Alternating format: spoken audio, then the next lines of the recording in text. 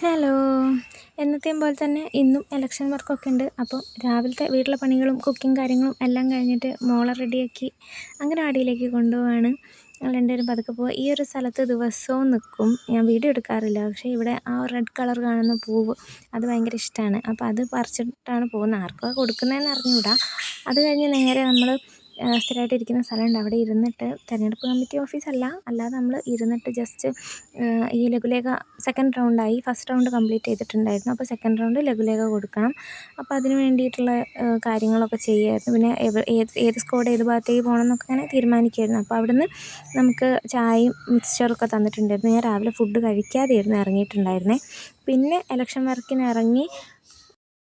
രാവിലെ ഇറങ്ങുമ്പോഴുള്ളൊരു പ്രശ്നം എന്ന് വെച്ചിട്ടുണ്ടെങ്കിൽ നട്ടപ്പൊരു വെയിലായിരിക്കും. പണ്ടത്തെ ഓർമ്മയിൽ പൂച്ചവാലെന്നും പറഞ്ഞിട്ട് ആ ഒരു ചെടിയും പറിച്ചിട്ട് ഇറങ്ങിയതാണ് എൻ്റെ ഹസ്ബൻഡ്. ആളെൻ്റെ സ്ക്വാഡിലാണ്. ഞങ്ങൾ പോകുന്ന വഴിക്ക് മുഴുവൻ ഓരോന്ന് പറഞ്ഞ് തല്ലും പിടിച്ചുകൊണ്ട് പോവുകയാണ്. പിന്നെ ഓരോ വീട്ടിലെത്തുമ്പോൾ മിറർ കാണുമ്പോൾ നിൽക്കുന്നു, പൂവ് കാണുമ്പോൾ നിൽക്കുന്നു, ആസ് ഓൾവേസ്. പിന്നെ വീണ്ടും തിരിച്ചെത്തി. ആ ഒരു ഉച്ചവരെയുള്ള അത് കഴിഞ്ഞ് തിരിച്ചെത്തി. ഇതിപ്പോൾ ഒരു 2 മണി കഴിഞ്ഞിട്ടുണ്ടേ. ക്ഷീണിച്ച് വെയിലും രാവിലെ കഴിച്ചാൽ മതിയായിരുന്നു. കഴിക്കാതെ വന്ന് വീണ് കിടക്കുകയാണത്. എന്നിട്ട് എനിക്ക് നവമാധ്യമങ്ങളുടെ ചാർജ് ഉള്ളത് കൊണ്ട് കുറച്ച് റീൽസും ഷോർട്സൊക്കെ ഉണ്ടാക്കാനുണ്ടായിരുന്നു. അപ്പോൾ അത് സെറ്റായിക്കൊണ്ടിരുന്നു, എഡിറ്റ് ചെയ്തുകൊണ്ടിരിക്കുകയാണ്. അപ്പോൾ പിന്നെ ക്ഷീണം മാറ്റാൻ വേണ്ടിയിട്ട് ചായയും മിക്സ്ചറും ഒക്കെ തന്നിട്ടുണ്ടായിരുന്നു. പിന്നെ മോൾക്ക് വേണ്ടിയിട്ട് ഒരു കറി വാങ്ങാമെന്ന് കരുതിയിട്ട് ഇവിടെ മീൻ ഉണ്ടാക്കാറില്ലല്ലോ. അപ്പോൾ മോൾ വന്നാൽ എന്തെങ്കിലും കൊടുക്കേണ്ട കരുതിയിട്ട് ഒരു മീൻ കറി വാങ്ങാൻ വേണ്ടി വന്നിട്ടുണ്ടായിരുന്നു. പിന്നെ മോൾക്ക് ഫുഡ് കൊടുത്തിട്ടുണ്ട്. അതിനിടയ്ക്ക് ഞങ്ങളും ഫുഡ് കഴിച്ചു. 3:30ക്കാണ് ഫുഡ് കഴിക്കുന്നത്.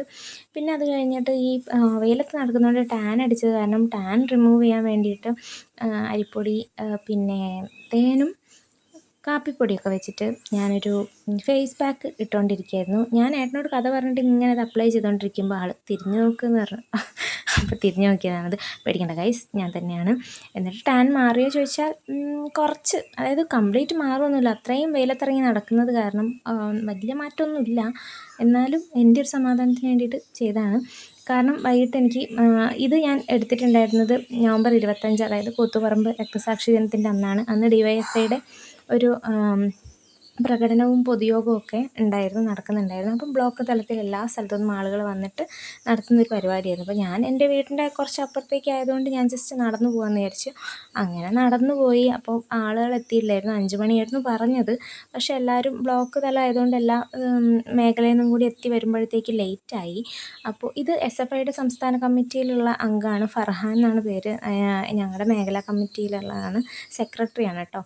അപ്പം ആളടുത്തൊക്കെ കുറേ സംസാരിച്ച് നിന്ന് പിന്നെ എല്ലാവരുടെ സംസാരിച്ചൊക്കെ നിന്ന് പ്രകടനം തുടങ്ങിയപ്പോൾ കുറച്ച് ലേറ്റായി. അങ്ങനെ ഈ പ്രകടനം എത്തി. അപ്പോഴത്തേക്കും നല്ലപോലെ ഇരുടായിട്ടുണ്ടായിരുന്നു. എനിക്ക് ഒത്തിരി നേരം ഇരിക്കാൻ പറ്റിയില്ല, കാരണം മോള് തിരക്കും. അപ്പോൾ അത് കാരണം കുറച്ച് നേരം ഇരുന്നു. വീട്ടിൽ വന്നു, ക്ഷീണം കാരണം ചായ കുടിച്ചു. ഇന്നിപ്പം കൂടുതലും കഴിച്ചിട്ടുണ്ടെങ്കിൽ ചായയും മിക്സ്ചറും ആയിരുന്നു. പിന്നെ ഇന്നലത്തെ പോലെ തന്നെ നൂൽ പൊറോട്ട ബാക്കി ഉണ്ടായത് കാരണം അത് ഉണ്ടാക്കിയിട്ട് പിന്നെ ഒരു സോയാബീൻ സെറ്റാക്കിയിട്ട് കഴിച്ചു. അപ്പോൾ അടുത്ത വീഡിയോയിൽ വീണ്ടും കാണാം. ബൈ.